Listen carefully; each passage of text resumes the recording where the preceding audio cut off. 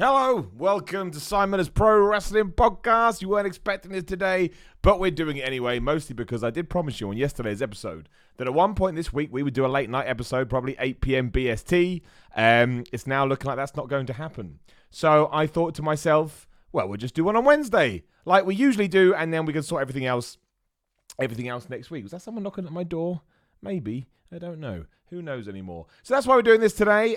Just trying to balance it out. I do promise to do a late night episode soon to balance everything in, and we can go from there. But thank you to everyone joining me right now on youtube.com/The Miller Report Rules. Why not give me a subscribe? That's always nice. Like the video. All of this is supported by patreon.com/Simon316. There's a link in the bio. Did I say at Simon316 Instagram, Patreon? Probably. It's up there in the corner. You see the social medias.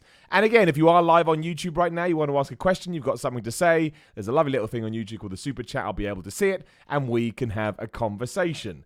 But here we are. I mean, there's not massive amounts to talk about because we're only 24 hours removed from the last podcast. However, I thought, given that, again, I said I would do two, so I'm doing two, but also we can talk about last night's SmackDown, because the interesting thing about SmackDown, or so it certainly seems, is that Eric Bischoff had no say in it. He wasn't present backstage, he didn't have any influence on creative, and it just kind of surprised me. Now, the problem we have here is that a lot of our expectations and a lot of our hopes and dreams are all based on things that we, the fans, have come up with. I understand that, I get how it works. I think we've talked about this analogy before, but it's a lot like football fans or sport fans. So, take the English football team, right? Last year, when they reached the semi-finals and they got knocked out to Croatia, even before that match, everybody decided the England football team were definitely going to win the World Cup. England football team never said that. But then they go out and everyone goes, oh, blooming England football team. And you're like, wait a minute, hang on a sec. We came up with this scenario. And I don't know for sure, but that's why I think it's important to preface all of this by making this point. There's every chance that we just made up the fact that he's meant to start this week in some kind of backstage capacity. He may have officially started his job yesterday, but maybe he's doing admin work. Maybe he's reading up on scripts. Maybe he's talking to Joe in accounts. We don't actually know that last night was meant to be when Eric Bischoff is sat behind the gorilla position with Vince McMahon or in a production room trying to come up with some kind of idea for SmackDown going forward. Maybe that was never part of the plan. We don't know. We were only speculating, and again, there has never been any official report that states it. It was a bit different with Paul Heyman, because Paul Heyman was already part of the WWE setup. That's a far easier transition. I mean, if you want to get into the nitty-gritty with Eric Bischoff, he moved from, I've forgotten, but he moved a long way. It took him like 3 days to drive to Stamford, Connecticut. So he's absolutely taking the job seriously. It's just kind of fascinating because, look, and I'm partly to blame, but I guess this kind of ties into my job. But the idea was, to try and stir a pot following Extreme Rules, and I think there were hints of that on Raw.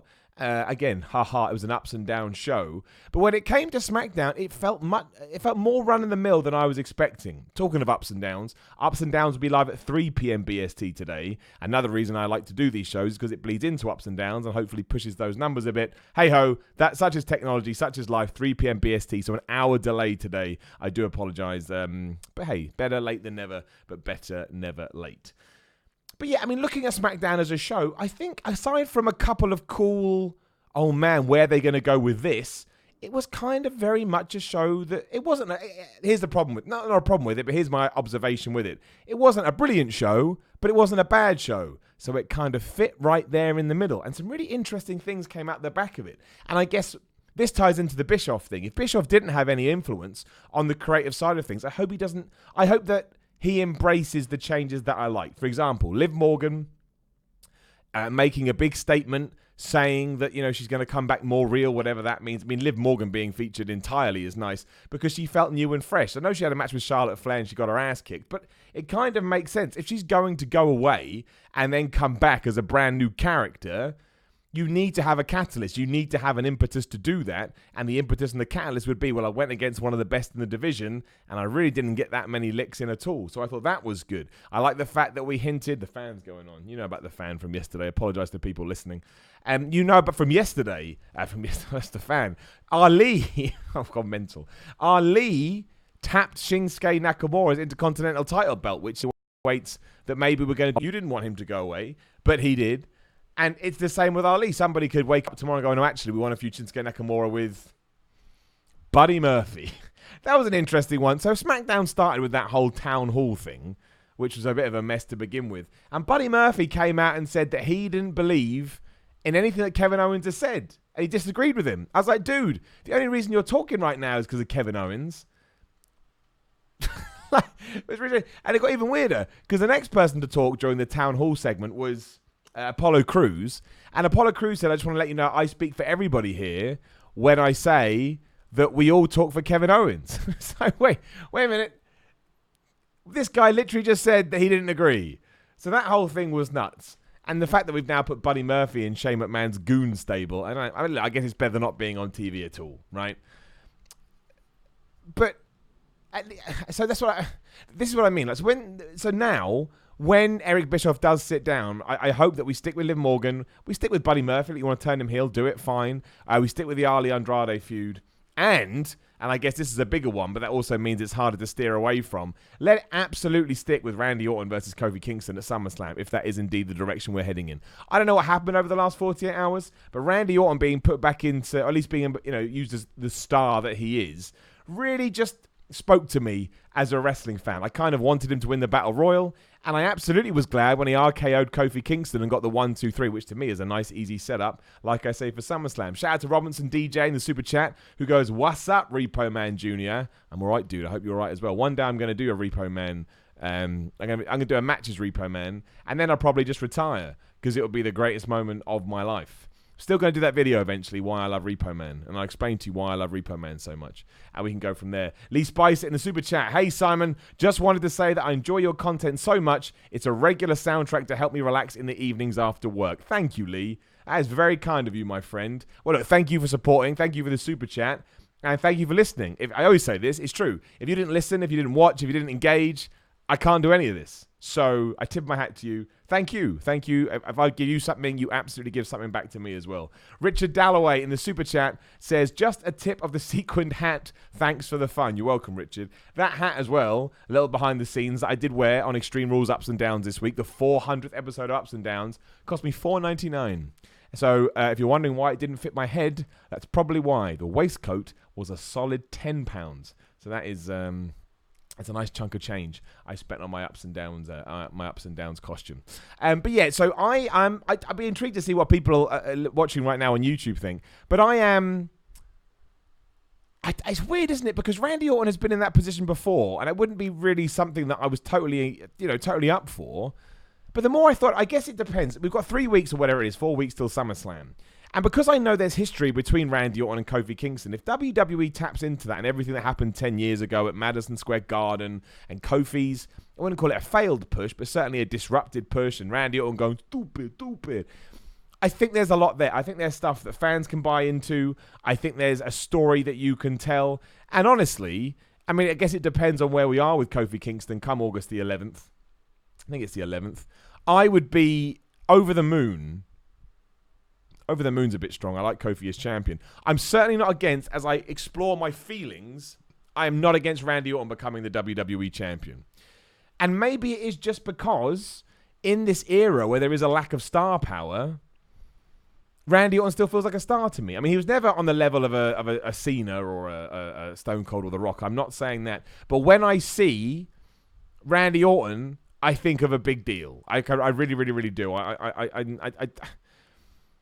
I'm not saying, again, I don't think Kofi Kingston's run as champion has been bad. I think WWE's done everything right, and I think he comes across as something else. But I just think that there needs to be something else. There needs to be some kind of a struggle. What we're lacking with Kofi Kingston right now is there is no struggle. He kicks people in the head and he wins. And that's great for a certain amount of time, but I think maybe now we've got to the tipping point where we want to start going the other way. And if you want to put Randy Orton in that position, again, because Randy Orton has this legacy, no pun intended, he can beat Kofi Kingston. And while you may be mad that Kofi lost, you don't think, what are we doing? I know it's going back to the well a little bit, but they're not going to pick a random guy and have him be world champion in 3-4 weeks. They're just not. So sometimes you got to take what you want.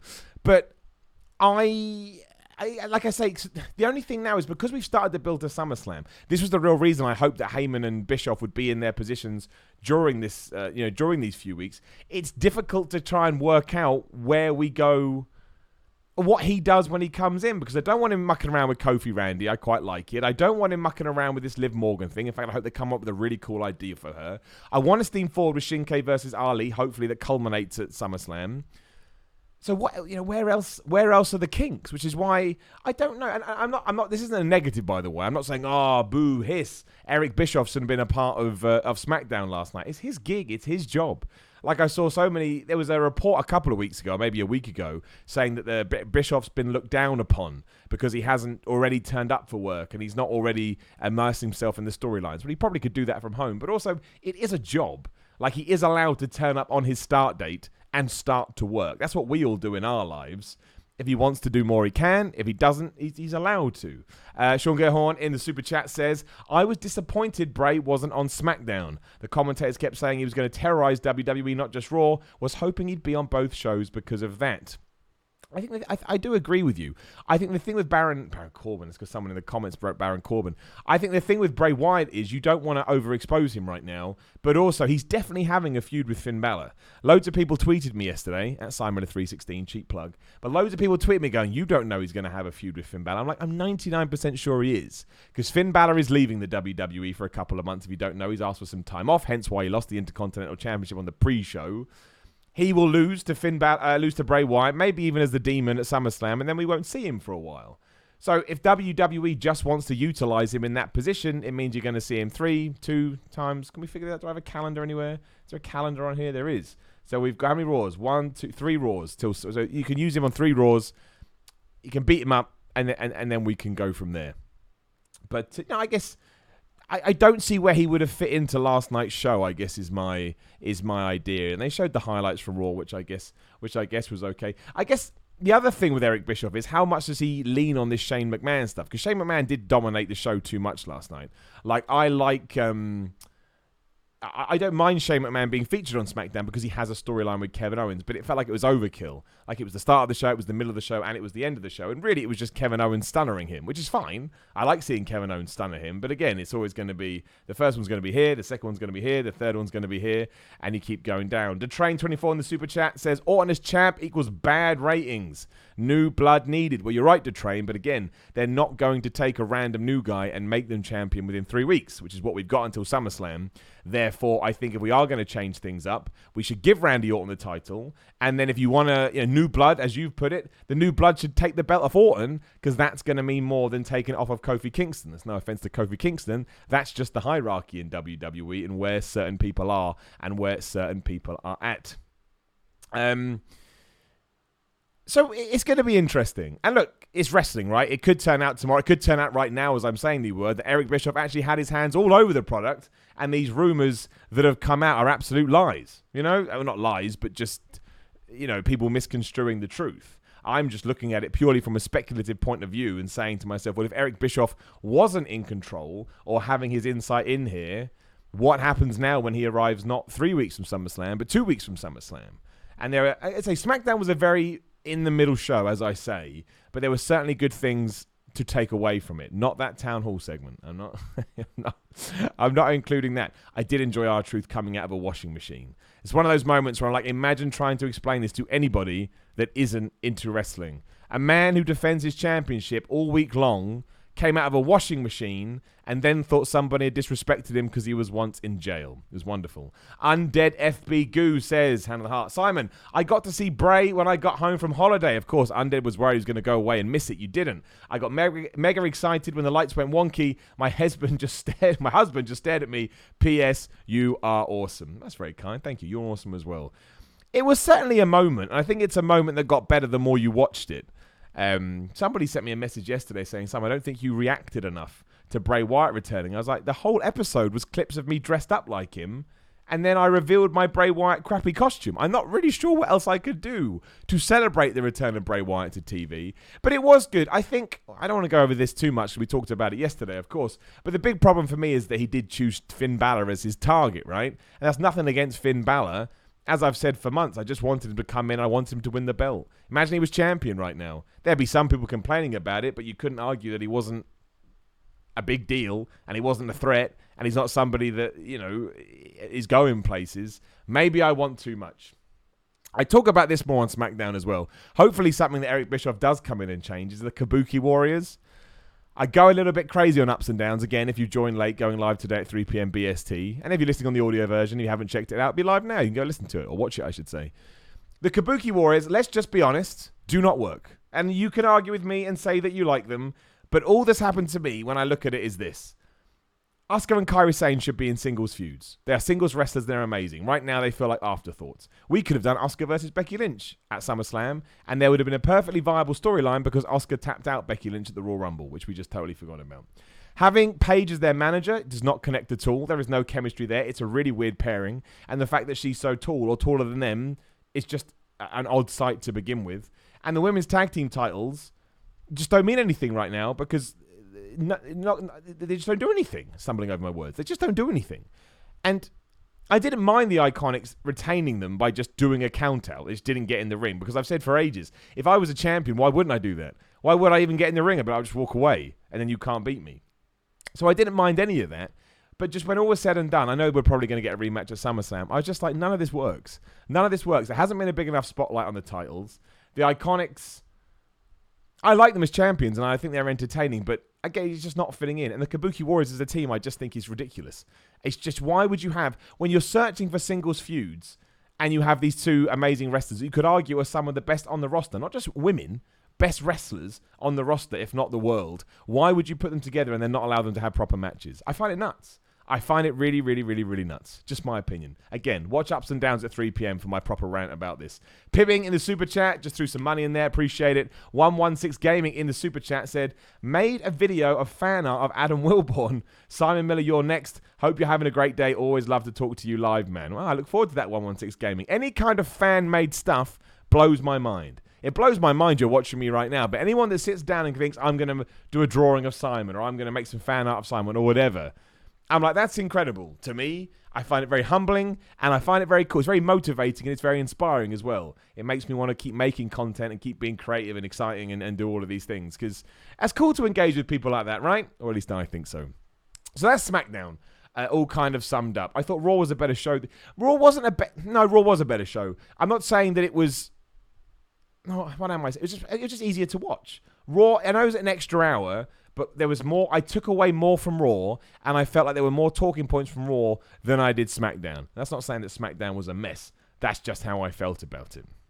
But we'll see what happens. I'm sure more news may have, like I said, may have come out when I was talking. That always happens. And then I'm like, oh man. But I'm sure we'll learn more. I'm sure both people will settle into their roles, and we will see where we get to. I think now is the big time for the push, though, because with SummerSlam so close and SummerSlam so important to the WWE, because it will bring in lapsed fans. It absolutely will. If you're able to create a situation where you're showing them new wrestlers and you're showing them cool storylines and they can watch it and actually think to themselves, oh wow, WWE feels a bit different, you may be able to keep them. And that's why the Raw reunion that's happening on Monday, the reason I'm not looking at the camera right now is I'm just trying to find any news. But the reason the Raw reunion is so important is because people are going to tune in for that. In a dream world, WWE will... In a dream world, WWE like 4 million viewers. But in a realistic world, they'll probably do over 3 million, which is huge for Raw at the moment. And a lot of them are going to be lapsed fans. They want to see Stone Cold. They want to see Ric Flair. They want to see, I don't know, Sid Vicious, HBK, Booker T, whoever, that they remember from the days when they were a fan. If you can do something with a legend that absolutely shines a light on a current roster member, do a big angle that really grabs people attention, they will hang around. Maybe they'll even watch SmackDown. And once you've piqued their interest, if you can obviously then follow through on that and give them an interesting storyline they really want to hear, then it could be the start of a turnaround. And, you know, to do that is when you need more ideas, more creative input. And that's where Paul Heyman and Eric Bischoff hopefully start coming into play, as well as all the other people they have behind the scenes. I don't want to just negate those guys and girls. So Monday's going to be a really interesting time. And I think we've come out of a mad period of wrestling, apart from the G1, which will continue to crack on. But from a WWE perspective, we're coming out the end of a mad week of wrestling. If we can just get through to Sunday without anything too nuts happening, and then we can smash this Raw reunion show on Monday, maybe SummerSlam will feel like a big deal. I mean, the SummerSlam card looks all right.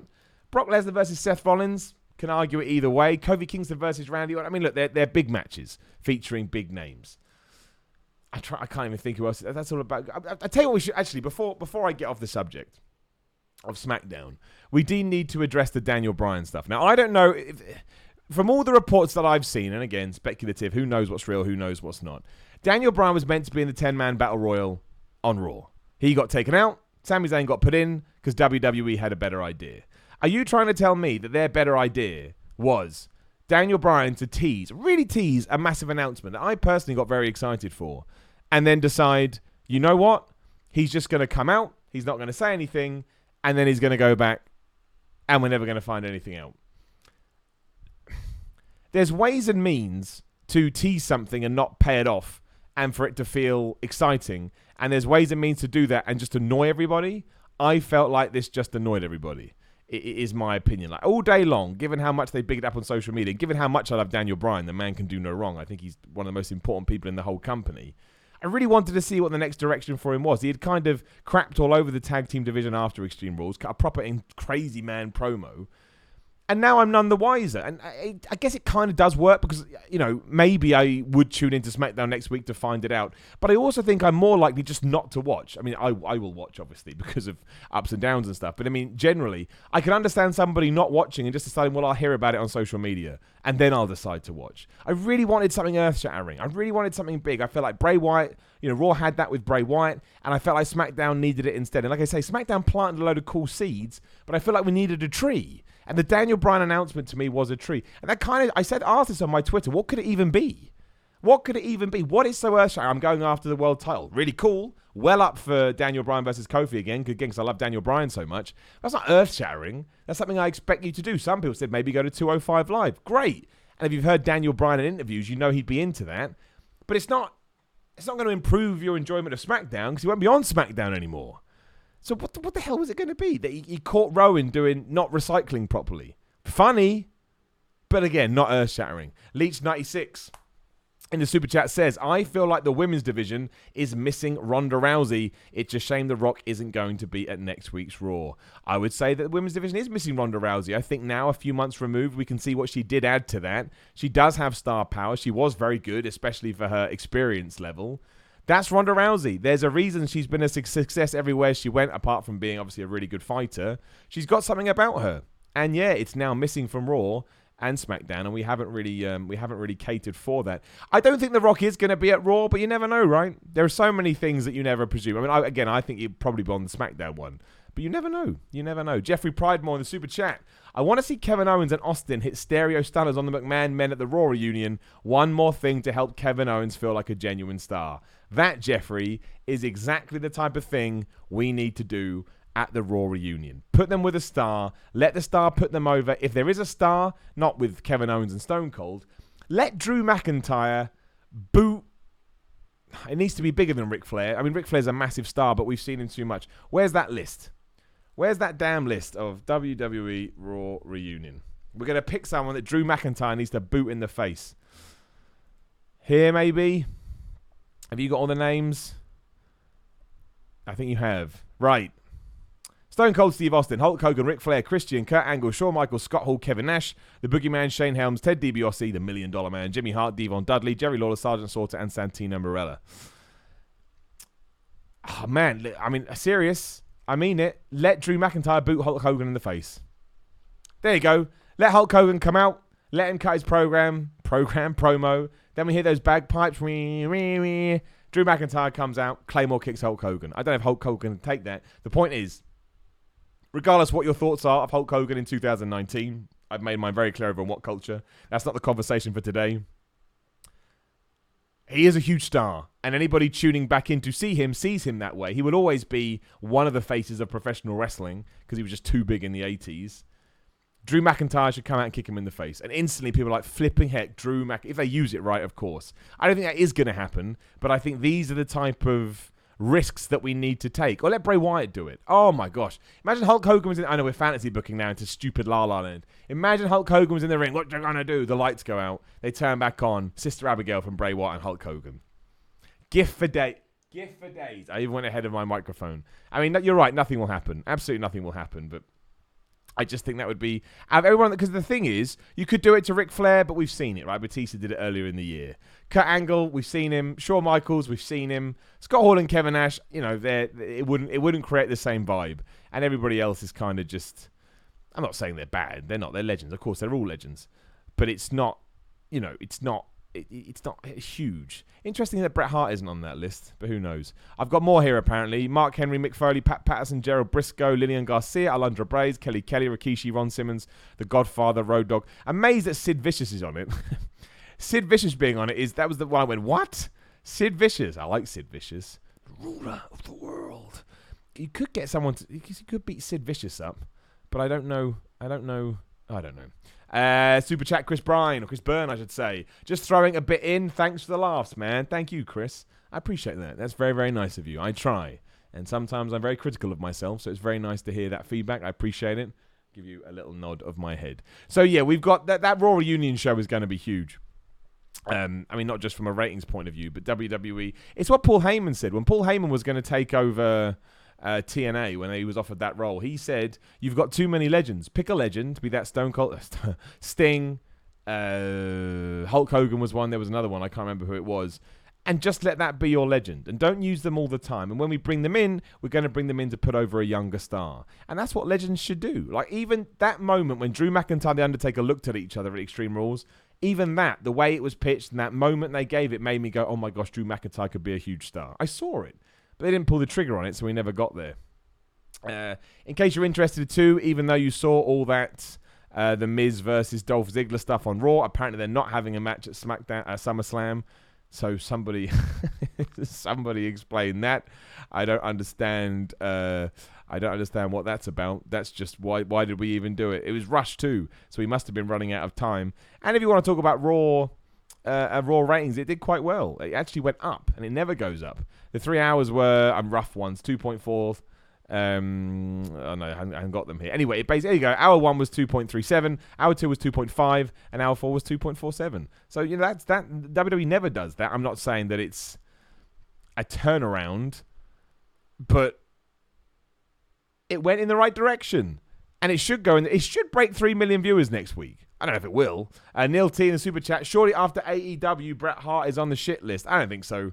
He's Bret Hart. Him being on AEW doesn't bring more eyes to AEW, and it certainly doesn't take eyes away from WWE. Also, there must be other people on that list that have done stuff with AEW. I don't think maybe they're doing it because they're like, we'll show you. But I don't think there's any animosity on Bret Hart. Maybe he doesn't want to do it. Maybe it'll be announced. I don't know. Do we need Bret Hart on that show? Arguably not. There's 35 people plus 35 people plus on the Raw reunion show, which means we're going to get at least 10 an hour. That's too much. Raw is going to be a really weird show. Man, I'm going to get to not laugh, but take the mick out of legends. It's quite worrying, isn't it? I wonder if Goldberg will be on the show. Probably not. 'Cause next time you use Goldberg, you want to bring him back. I was going to talk about it yesterday, and I didn't. I didn't mention it on Ups and Downs either. The line from Dolph Ziggler when he went, I'm not as bad as Goldberg or something. I was a bit like, did we need to do that? Like, Goldberg seemed really sad and really upset when that happened. Like, he tweeted out pretty much like, oh man, I screwed that up. And I get it, WWE can be vindictive, and I get, Dolph Ziggler's a heel. I know, but they're still human beings. And I get that Goldberg is a tough guy. But maybe I just like Goldberg loads. I was just a bit like, did we need to do that? Did that serve anything? Or was it a pointless jibe at a man that probably, out of everybody on planet Earth, feels more bad about that match? Nobody feels more bad about that Undertaker Super Showdown match than Goldberg. I'm sure he wanted to go out there and smash it, and it didn't go to plan. And I just think that's sad, and I feel sorry for Bill Goldberg. And you can say that it's his own fault for smashing his head into a door. I would agree with you. Probably shouldn't have done that, but it still doesn't mean that we have to be mean. That's how I watch pro wrestling, like an 8-year-old child. Although, if you watch wrestling as an 8-year-old child, it actually would be more fun because children are more excited about wrestling than adults are, because they just watch it for what it is, and they're like, yeah, okay. I did see a load of people saying that they can't show their kids the Bray Wyatt stuff because, obviously. This is going to be a bit of a shorter episode, obviously, as we talked about earlier in the show. However, if you do want to ask a question, we're just going to answer a few now. You can throw some money in the super chat. There's a little $ in the chat box beneath the Say Something bit. All of them will be answered, no matter how grotesque. I mean, I may tell you off for it, but you're more than welcome. And we have a couple over here as well. One's from Bradley. He says, hey, Simon, hope you're well. The club, two things I'd like to see next week. The club square up to the NWO in the ring on the Raw reunion. I like this already. X-Pac tries to separate them all. Then you could have a subtle tease of Finn turning heel by having him watch the fallout on TV in the back. I was with you to the last bit, Bradley. Finn Balor is going away. He's not going to be involved in anything. We probably won't even see him on TV, to be honest, unless it's to help with the Bray Wyatt feud. I do like the club squaring up to the NWO. My only worry is, I don't know, speculation. From what I do know about Kevin Nash and Scott Hall, probably ain't going to put the club over in the way you want to put them over. Probably just going to no-sell it like, yeah, whatever, bro. I don't care. Who are you guys? So, I don't know how much I want to see that. But from a little backstage skit that doesn't last more than 30 seconds, that would be okay. Drake Maverick pinning an R-Truth lookalike at Comic-Con, meaning that Truth never lost and can keep his 7-11 European Championship. That would be fun. I mean, anything R-Truth. R-Truth has built up his stock now, right? He has built up our trust. Anything that R-Truth does now, I'm going to believe is going to be funny to a certain extent, because R-Truth just usually makes that stuff work. And even when I don't necessarily laugh at his jokes, loads of people do, and I see them on social media and stuff. So yeah, he's built up. You can trust him. Michael Rigney, hey Simon, hope you're having a great day. What do you think about the Kabuki Warriors? We talked about this, Michael. I think it is a waste of a tag team. After Paige's slap last week, Oscar and Kairi chasing the Iconics this week, they're coming across like heels every time we see them. I would enjoy a storyline where we see Oscar and Kairi turn on Paige because they feel she isn't helping them. What do you think? Sorry for the long question. You never have to apologize for long questions. You can ask as many questions as you want. No, I just don't think it works. I don't think it works having Paige as their manager. Like I say, we've talked about it all already. It's just very strange. It's just a very, very, very, very, very strange pairing, and I don't get it. I wouldn't even turn them heel. I'd just break them up. Kairi Sane is great. Asuka is great. So let's put them in positions where they can be great. And as a tag team that barely has any momentum, I don't think we're doing either of them a service. It's just my opinion, and loads of people may disagree. I feel like the match this week between them and the Iconics was only done because WWE had backed themselves into a corner, and I just think it was just glaringly sad that we were taking all of these people and not utilizing them in the way that I believe we should do, especially on a show that I thought was going to be a bit of a reset. I know you can't just break up a tag team from nowhere, but look, I agree with you. It is my point. I don't really understand the... Well, I just don't really understand it. It is the truth. I don't understand what the idea was. And, I mean, because it feels to me, we put them together because they're both Japanese, which is a very late 80s, early 90s things to do. Like, they're not individuals, and they definitely are. And why on earth Asuka ever got that win over Becky Lynch at the Royal Rumble, I will never know. But hey, she did. Some people are asking about a CM Punk return. I don't think you're going to see CM Punk return. Look, if CM Punk is going to return, it will happen at All Out, because All Out is in Chicago. Chicago is his hometown. That's where you get the biggest reaction. And my gosh, you get the biggest reaction in front of that crowd. But I think if you hear anything that he's saying, I don't think you're going to see him. I don't think CM Punk has any interest in coming back to pro wrestling at this time. Could be wrong. Massively wrong about Brock Lesnar cashing in his Money in the Bank. So, it's easily done. And would it even be a benefit to AEW? I mean, of course it would be in the short term. You get a lot of eyes on it. But what's his commitment going to be? And he can commit as much as he wants. I'm not saying that as a criticism. I just think right now you want an all-hands-on-deck kind of approach with AEW. And I don't know. We'll see. But no, my point is, if someone said to me, do I think CM Punk is going to return in 2019? My answer would be no, unless it is All Out. All Out, absolutely, I can understand why they may do something. But again, if it's a one and done, you're going to piss more people off than you don't. Even if he came out and did a promo, people are going to go crazy. And then if you found out, oh, he just did a promo, but because like a tease. Like you almost got your favorite back and then your favorite went away again. So he has to, and I don't think he needs to. I don't think he wants to. He achieved a lot in pro wrestling. Obviously never got to main event WrestleMania, which was his big thing. Also embroiled in a lawsuit at the moment with Colt Cabana, which is the saddest thing ever. I mean, it really, really, really is. I've been lucky to meet Colt Cabana a few times. Just the nicest guy. And I don't know the ins and outs of it, so I'm not saying that someone is right or somebody is wrong. It's just really sad to see two friends ripped apart by professional wrestling. I think so anyway. It's just not what you want to see. I would much rather everybody just held hands and sung lovely, lovely songs. Some people don't even want CM Punk to return. It's interesting. We have this idea that CM Punk is this heralded hero. So there are a few people, maybe more than a few. I don't know what the split is, like 60-40, 50-50, 70-30. But there are people that think that CM Punk turned his back on wrestling and turned his back on his fans. And, you know, they haven't appreciated his attitude afterwards. I don't really fall in either camp. I just think the man should be able to live his life. If he's happy and doing his own thing, he's been incredibly successful. I'm sure he's got loads of money in the bank. Sweet. Good for him. I don't... I mean, it would be amazing momentum for AEW because it paints this picture that you can't miss their pay-per-views. Because the last big one, we're not counting Fyter Fest or Fight for the Fallen. In the last big one, Double or Nothing, John Moxley is there. You know, oh my gosh, John Moxley. And while it made sense, you're still like, oh my gosh, you know, it's Dean Ambrose. He's moved across. If they could then do that again with CM Punk, and obviously at All In, you had Chris Jericho. That's quite the trilogy. Chris Jericho, John Moxley, CM Punk. I mean, who else could even have that kind of reaction? I mean, Goldberg probably would, or Brock Lesnar, like those kind of dudes. And you're like, how the flip did you get that? But they're all tied up with WWE. So in terms of people that are out there, there is no one else that would be able to smash a crowd like that. So maybe, you know, I can't see it is my point in relation to that question. And like I say, I said I'd answer all questions, and now I have answered. I have answered all questions.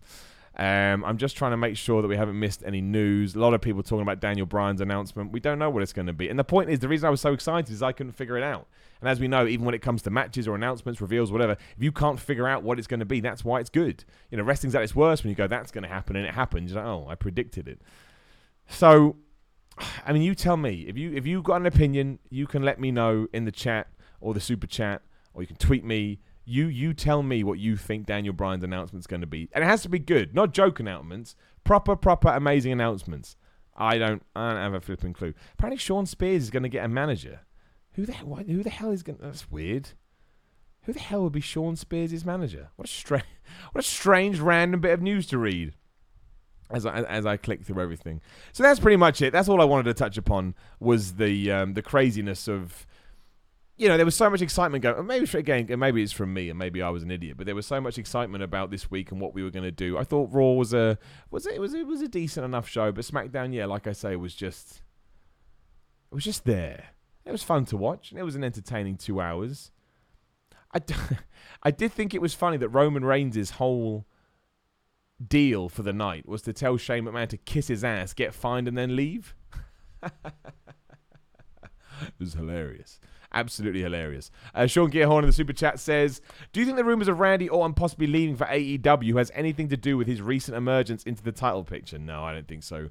I don't think any rumors about Randy Orton leaving were any true or had any weight around them. He's a WWE guy. I imagine he's being paid a lot of money. He's got a deal, as we've seen, where he can kind of come and go as he pleases. He's been off TV for the last few weeks.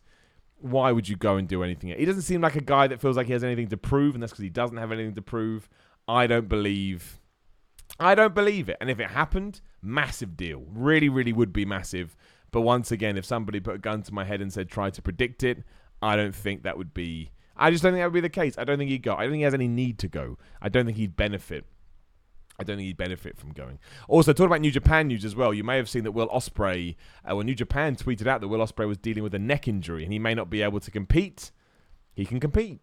He tweeted out that he's okay. Also tweeted out that he's going to need all the help from his fans, which is a little bit worrying. But he fights tomorrow night, I believe. I think he fights Ibushi tomorrow night. I can't remember if he's in A block. I think it's A block. It is A block. So, I mean, I hope he is well, of course. It's not for me to comment on either way, but I hope he is healthy. And I hope that he's good to go, because obviously he's having an absolutely... He's smashing that tournament at the moment.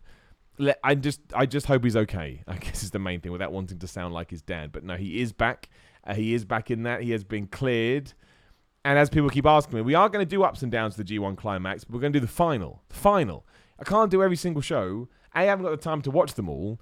And B, you wouldn't want it. You wouldn't want an ups and downs every day. You'd be like, I'm sick of it. I'm sick and tired of it. Also, let's be honest, less people, if we do a New Japan ups and downs, less people watch that than WWE. That's just the truth. I know you don't want to hear it, but it's true. That's why someone asked me this question, actually. I didn't answer it. I'll make an exception. People always say, oh, Simon, why don't you do old school Raw and SmackDowns for ups and downs? Well, we tried that and nobody watched it. See, it's all about return on investment. And if nobody watches it, our takeaway from it is, I guess that people don't want that content. They want it to be reactionary and they want it to be relevant. So I don't think we're going to be doing anything like that. But we are going to try to focus on more shows. Obviously, you saw Evolve. You saw Impact. Impact did well, so that was good. But yeah, just for everybody that asks me that, it's unlikely. But you never know. Watch this space. Jason J in the Super Chat says, hey, brother, just want to throw some love your way. Have a fantastic day. That's very nice, Jason. Thank you very much. Thank you very much for watching. And just thank you very much for saying nice words. It's really kind of you. I appreciate it. I will have a fantastic day. I hope you have a fantastic day too. And again, Ups and Downs is not live at 2 p.m. BST today. It's live at 3 p.m. Let me just double check in case there's any messages. No, 3 p.m. BST. Just not really a technical thing. Just life being life. So he pushed it back for an hour. But as long as you know it's going to go down, if you're at work, you can sneak to the loo. You can sneak to the loo and watch it in there, and maybe have a little giggle. Maybe think, Simon, you're an asshole. Lots of things you can think. It's completely up to you. Do we have a SummerSlam card? I know we're miles away. Because I think we've kind of established all the top matches, haven't we, for the titles? I'm getting it up. I think we have. Yeah, we have. So we've got Brock Lesnar versus Seth Rollins for the WWE Universal title. We've got Becky Lynch versus Natalya for the Raw Women's Championship. We've got Bayley versus Ember Moon for the SmackDown Women's Championship. And it certainly looks like it's Kofi Kingston versus Randy Orton. Some third person could be entered in that for the WWE title. And then we get Shane McMahon versus Kevin Owens. That is some top matches. Also, Ali versus Shinsuke Nakamura. And we get the Club, or AJ Styles versus Ricochet, you'd assume, for the United States Championship. What do you think of that? Does it feel like a SummerSlam card? Is anyone missing? Should Undertaker be on it? What does Drew McIntyre do? There's questions. Leech96. Do you think Seth is still the guy, or has WWE given up on him after Brock cashed in? I guess we'll find out at Survivor Series. What's going on in my brain today? SummerSlam. I don't think they would have given up on Seth. I kind of feel like would be a bit premature if they did. I'm hoping there's a reason to this. But you're right. If we get to SummerSlam and Seth Rollins just loses, it is a bit like, wins. It is a bit like, why did we do that then? Why did we put Brock over just to lose 3 weeks later and not have the ominous presence of, is he going to cash in or is he not going to cash in? See, I don't have an answer to that. It's got to tie into something. But what that something is, I don't know. We'll find out. If we come out the back, because the thing is, if Seth Rollins loses, we can't then go into whatever the next pay-per-view after SummerSlam is and do it again. I think you'd start to run people down. But then again, it's an interesting one. It's an interesting situation. Maybe something big is on the horizon. Maybe they've got a plan. But I don't think they've given up on Seth Rollins. Not after all those tweets he was doing. That was absolutely signed and approved by WWE. So they obviously have some faith in him. They have some confidence in him. I don't know. Again, August 12th, sorry. Come back to me on August the 12th, and then I will 100% know. But so will you, and you won't need to you won't need to ask the question.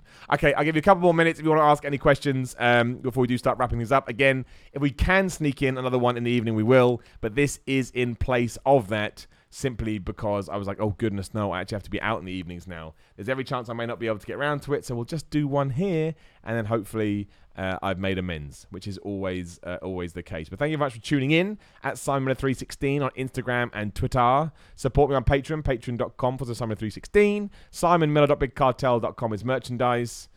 And there's probably other things that I'm forgetting. Subscribe. I'm on iTunes and all that kind of stuff. That would always be good. Tell a friend about the podcast. Get somebody else to listen. Make sure you check out What Culture Wrestling. Head over there and subscribe to them too. Again, Ups and Downs for SmackDown. 3 p.m. BST today. That's it. That's all my stuff. Just a nice little update on a Tuesday. It's not Tuesday. It's Wednesday. See what kind of routine we get into as human beings? I thought it was Tuesday because we always do it on Tuesday. Dolph Ziggler as well. Dolph Ziggler was back having a feud with Kevin Owens on SmackDown. That was strange, wasn't it? I thought we were done with that. Why on earth would you beat somebody in 15 seconds and then think you're allowed to get back into a match with them? WWE strange sometimes. Right, I'm going to go. Remember, a delay on Ups and Downs today, 3 p.m. BST, and I'll talk to you again soon.